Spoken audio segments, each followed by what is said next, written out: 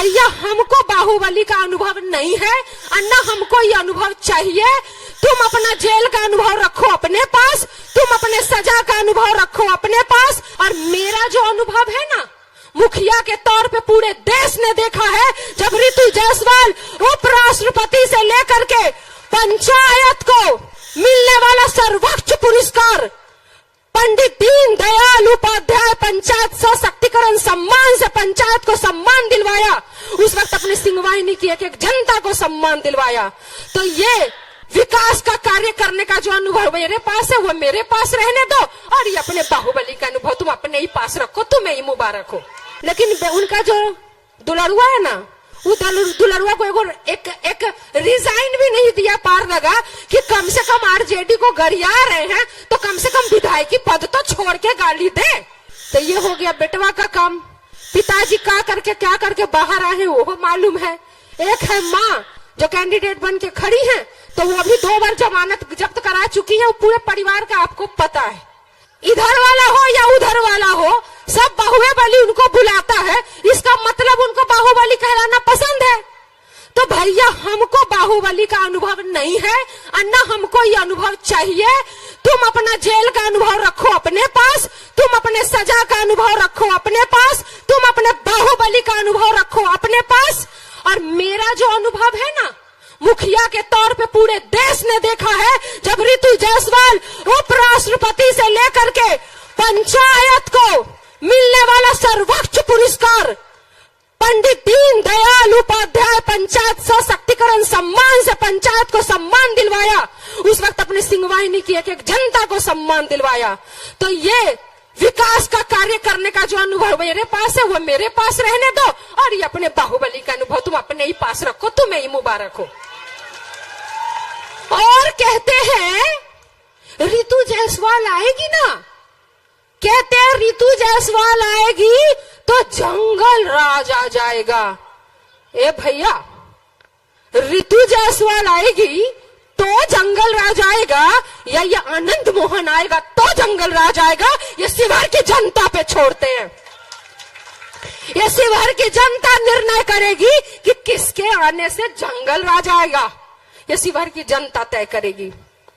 Helicopter आएंगे उतरेंगे, एक हमारे नेता उनके 100 हेलीकॉप्टर पे भारी पड़ेंगे क्योंकि वो जमीन की बात करते हैं।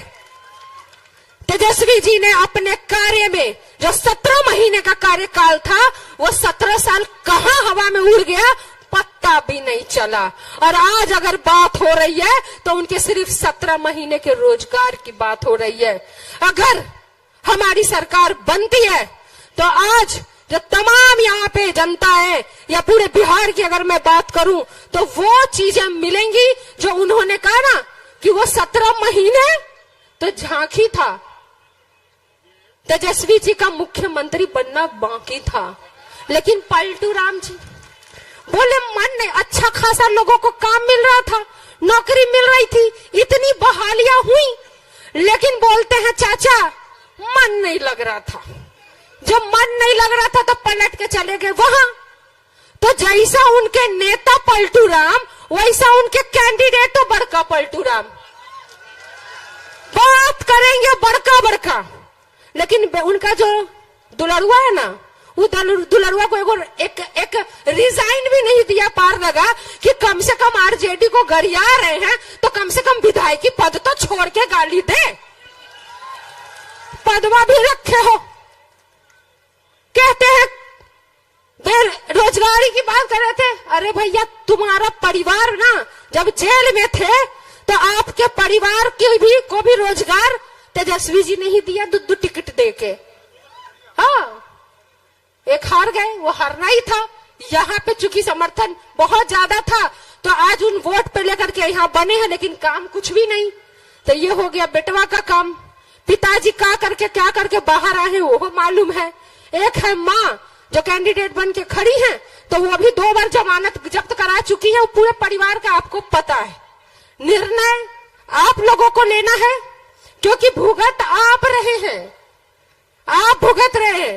आज स्थिति क्या है, यहाँ तमाम ठेला चलाने वाले, रिक्शा चलाने वाले, सब्जी बेचने वाले, राशन की दुकान चलाने वाले, ये सब लोग यहाँ पे व्यवसायी वर्ग सब मौजूद होंगे। लेकिन स्थिति क्या बन गई? आज आपका ये वर्गेनिया बाजार है, रीगा है ना, रीगा बाजार है। रीगा बाजार में हजारों किराने की दुकान वाले चावल, दाल, चीनी बेचते हैं। एक खुल जाएगा रिलायंस फ्रेश दुकान, एक चावल के साथ दूसरा चावल फ्री, इतना चीनी के साथ इतना चीनी फ्री, तो आपकी दुकान रह जाएगी और सारी भीड़ चली जाएगी वो दूध बेचने वाला और दूध खरीदने वाले की कंपनी में। फल वाले बेचारे फल बेचते हैं, सब्जियां बेचते हैं, एक खुल जाएगा वहां पे फिर से कोई रिलायंस फ्रेश। जितने में गरीब आदमी अपने सिर पे या ठेला पे केला, सेब, अनार, अंगूर बेचता है, फल सब्जी बेचता है, एक खुल जाएगा रिलायंस फ्रेश। उसी दाम में, जितने दाम में आप बेच रहे हैं, उसी दाम में उस अंदर एसी की हवा खाते हुए एसी वाला, फ्रिज वाला सब्जी फल मिलेगा। आपको भी लगेगा कि सस्ता तो मिल रहा है, ताजा तो मिल रहा है, ले लेते हैं, और आप ले भी लेंगे, लेकिन वो सारा गरीब मर जाएगा। वो ठेले वाला, वो फल बेचने वाला, वो सब्जी वाला मर जाएगा। वो कहां से कमाई करेगा? वो कैसे अपना पेट भरेगा?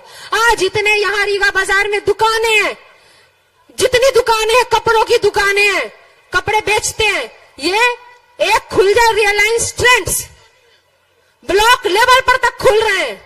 जितने कपड़े की दुकानदार वाले हैं, सबकी दुकान बंद हो जाएगी और आपका पैसा चला जाएगा वहां पे ड्रेस खरीदने वाले के पास।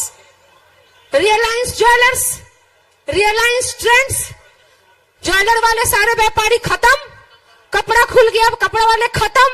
तो भैया आज जो देश चला रहा है व्यवसायी वर्ग, जो कि दुकान खोल करके कम से कम 4 लोगों को रोजगार भी देता है, जब वही खत्म हो जाएगा तो जो देश चलाने का नारा दे रहे हैं वो तो देश ना चला पाए। एक तरफ कहते हैं हमने 5वें नंबर पे ला करके रख दिया, और दूसरी तरफ कहते हैं 80 करोड़ की आबादी हमारे दिए गए 5 किलो राशन पे निर्भर है। तो भैया प्रधानमंत्री जी, पहले अपना आप देख तो लो कि आप बोलना क्या चाह रहे हो। आप देश को अर्थव्यवस्था में 5वें नंबर पे ला दिए, या 80 करोड़ आबादी को सिर्फ 5 किलो राशन पे ला दिए? ये खुद पहले आप तय कर लो, फिर मंच पे आके भाषण देना। ये तो कंफ्यूजन प्रधानमंत्री जी को है देश का, उनके बारे में क्या ही बात करना। तमाम बातें, सब कुछ, सब जुमला साबित हुआ, एक एक चीज, सारी बातें सब लोग कह चुके हैं। हमको इस बारे में बात ही नहीं करनी है। हमको सिर्फ ये कहना है कि आज शिवहर है, शिवहर शिव की जगह है, यहाँ अपराध के लिए और अपराधी के लिए कोई जगह नहीं है। शिवहर कभी भी अपराधी को बर्दाश्त नहीं करेगी। यहाँ पे तो अभी चल रहा है, चुनाव भी है, तो उधर के भी नेता आएंगे, बड़े बड़े नेता आएंगे, उतरेंगे, लंबे चौड़े भाषण देंगे। एक जवाब नहीं होगा उनके पास कि रीगा चीनी मिल बंद क्यों हुआ। एक जवाब नहीं, उस पर तो बातें नहीं करेंगे, करना ही नहीं है। या फिर पिछले बार की तरह झूठा जुमला, फिर इस बार झूठा जुमला, फिर वो जब एक फैक्ट्री आप नहीं खुलवा सकते तो पूरा नई फैक्ट्री खुलने का जो थी वो बंद हो गई, तो नया का तो सवाल ही नहीं उठता है। तो सोचना आपको है कि 17 साल की सरकार से और ये डबल इंजन की सरकार से ये पूछते क्यों नहीं है कि तुम्हें वोट यहां चाहिए, और हमारे घर में जब 2 वक्त की चूल्हे जलाने की बात हो तो हमारा बेटा दिल्ली और पंजाब जाएगा कमाने के लिए। ये बात आप पूछिए कि जब तुम्हें वोट यहाँ चाहिए तो हमें रोजगार भी यहाँ चाहिए। ये रीगा चीनी मिल बंद हुआ तो क्या हुआ, और तुम खुलवा नहीं रहे हो तो क्यों नहीं खुलवा रहे हो? कि एम्स जैसा अस्पताल यहाँ क्यों नहीं हो सकता, कि IIM जैसे इंस्टीट्यूशंस यहाँ पे क्यों नहीं हो सकते?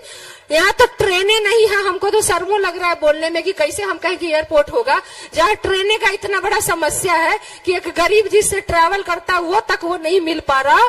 ये जनता को समझना है, ये सवाल जनता को करना पड़ेगा। और ये जो भटकाते हैं ना ये लोग, आजकल उन्हें टीम बना बना के गाँव में जाता है, महिलाओं को बोलता है मोदी जी 5 किलो चावल दिए हैं। मोदी जी नहीं दिए। अब चाय बेचने वाले के पास कितना पैसा होगा जो 80 करोड़ को चावल देंगे?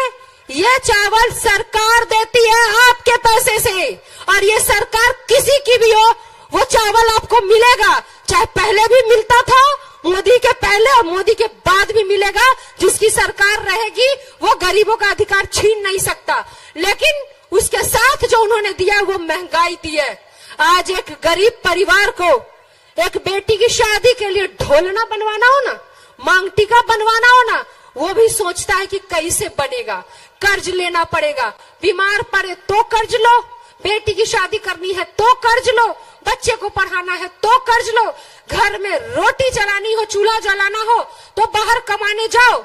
तो पूछिए ना वोट मांगने वालों से जो 17 साल से यहाँ पर बैठे हैं और डबल इंजन की सरकार बनके केंद्र में बैठे हैं कि तुम्हें जब वोट चाहिए तो यहाँ पर हमें रोजगार क्यों नहीं देते हो, काम क्यों नहीं देते हो, महंगाई इतनी क्यों है। ये सब आप लोगों को पूछना पड़ेगा।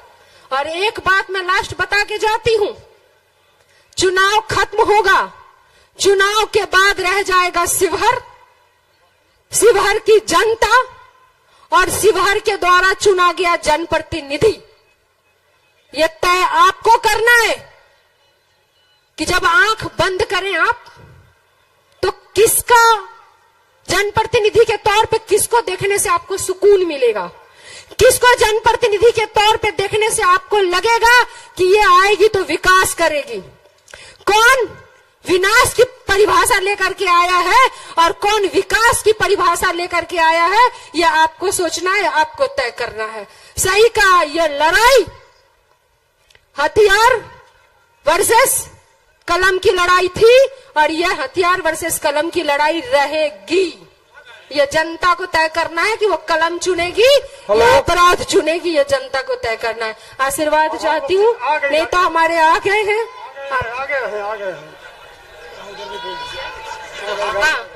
आप सबका आशीर्वाद चाहिए, आप सबके वोट का मान और सम्मान रखूंगी।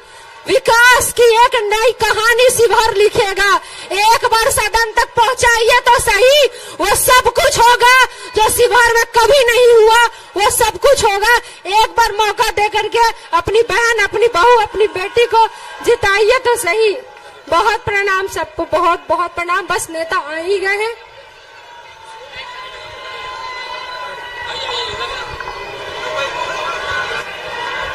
तेजस्वी यादव जिंदाबाद,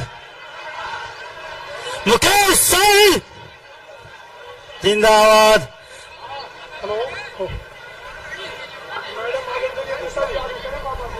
नहीं है नहीं है।